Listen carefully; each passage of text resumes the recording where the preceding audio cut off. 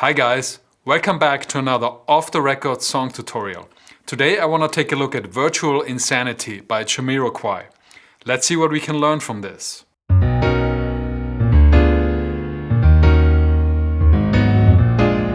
So I'm gonna talk about the single version of this song, and that has only two sections, a verse and a chorus. There's an album version that also has a bridge part, but that one is almost 6 minutes long, so let's keep it tight and go with the single version. Other than the vocal melody, the entire song is made up of just 6 bars of music. These 4 in the verses,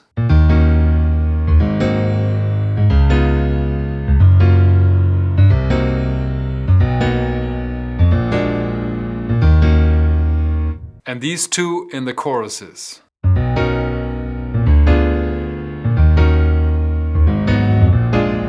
That's it.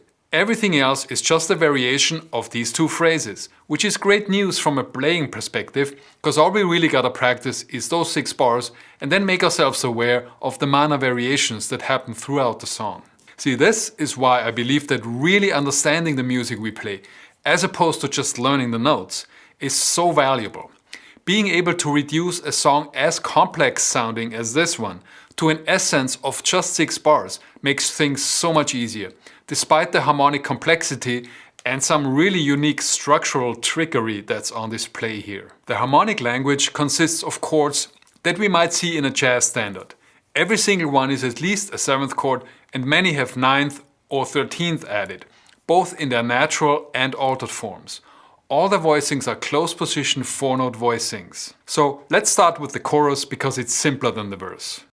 The key is E flat minor, and the chorus consists of a 2-bar phrase that is played 4 times in a row. The progression starts on flat 6 major 9, which in this key is C flat major 9, followed by the 7 diminished 7 chord, which is D diminished 7. Then it resolves to the tonic chord E flat minor 7. Notice that this is the same voicing as the one for C flat major 9. All that changes is the bass note. And then we get this little turnaround starting on 4 minor 7, which is A flat minor 7, followed by B flat 7, the 5 chord, which takes us back to the beginning of the phrase.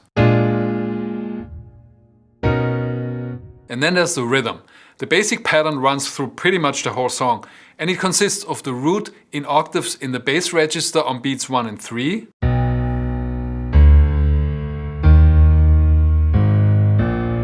which is always preceded by a 16th note pickup, usually the 5th of the chord.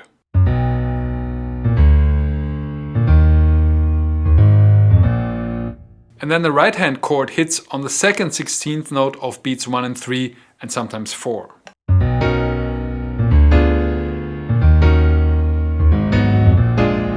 Note also that the song is played with a 16th note shuffle feel.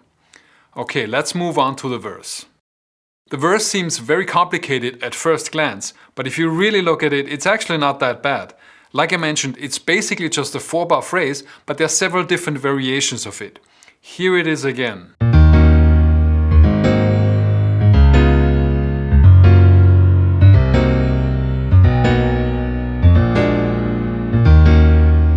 One way to remember the progression is to look at the root movement. Let's divide the 4 bars in half. The first half starts on the tonic, E flat, and then moves up a 4th every 2 beats. E flat, to A flat, to D flat, to G flat. Going up an augmented 4th or tritone from the G flat gets us to the first root note of the second half, which is C. From there we move down a half step to C flat, and down another half step to B flat, and then up a perfect 4th again, which takes us back to the tonic E flat.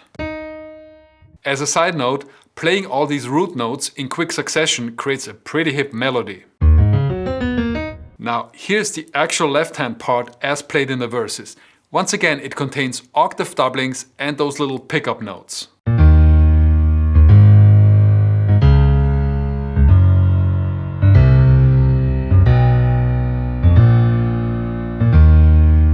Then there's this fun little octave pickup halfway through the verse.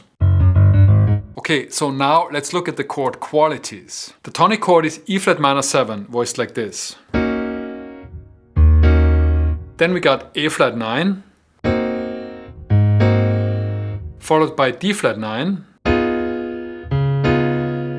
which resolves to G flat major 7.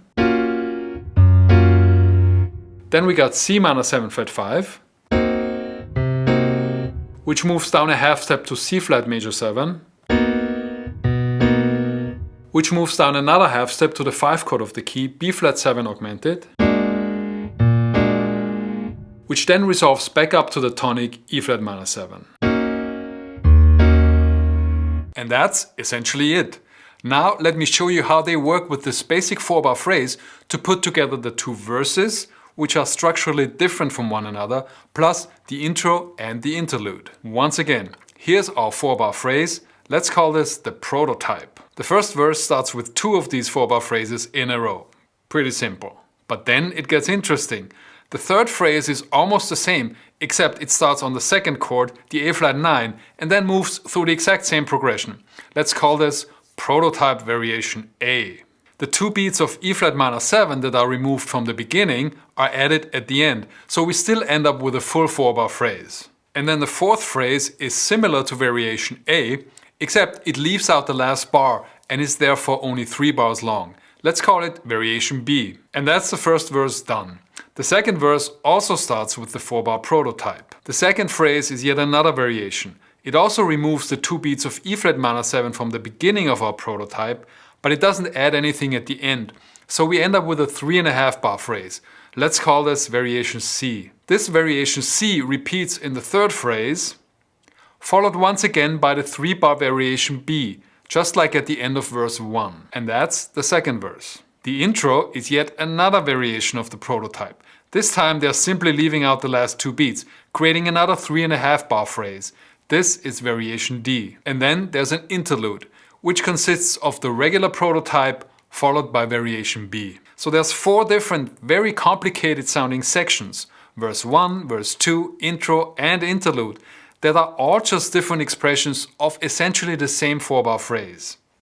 Before we close, I want to take a quick look at the kinds of right-hand voicings that are used in this song.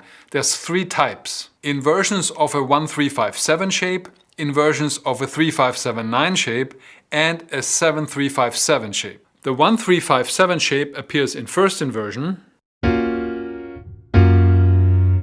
second inversion, and in third inversion.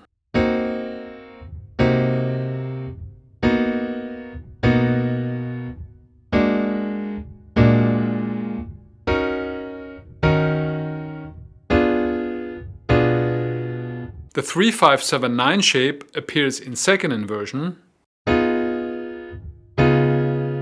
and in third inversion.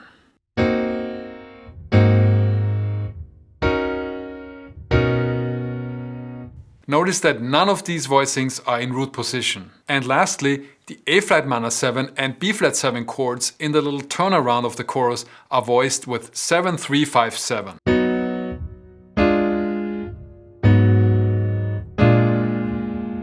And that's it for today. I'll put a link to a PDF of the sheet music into the description.